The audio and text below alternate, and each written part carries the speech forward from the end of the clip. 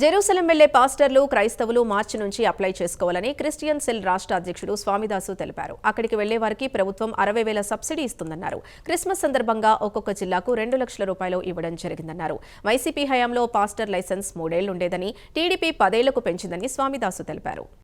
మనకు క్రైస్తవుల పుణ్యక్షేత్రం జెరూసలేం ఆ యాత్రకు పోవాలన్నా కూడా మార్చి నుంచి స్టార్ట్ అవుతుంది. కాబట్టి ప్రతి క్రైస్తవులు ప్రతి పాస్టర్స్ అప్లై చేసుకోవాల్సిందిగా కోరుతున్నాం.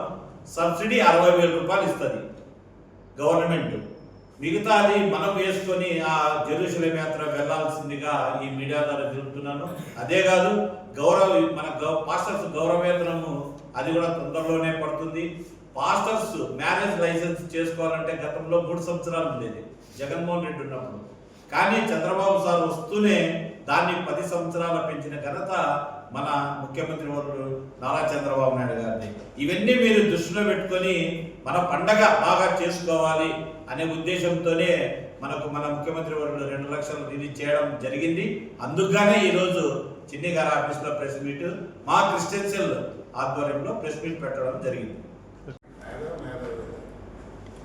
మన సీఎం చంద్రబాబు నాయుడు సార్ గారు మనకు క్రైస్తవులకి పాస్టర్స్కు ఘనంగా చేసుకోవాలనే ఉద్దేశంతో 2 లక్షల రూపాయలు ఒక జిల్లాకి ఇవ్వడం జరిగింది. కాబట్టి మా క్రిస్టియన్ సెల్ తరఫున, క్రైస్తవుల తరఫున, పాస్టర్స్ తరఫున ప్రత్యేక కృతజ్ఞతలు మన చంద్రబాబు సార్కు తెలుపుతున్నాం.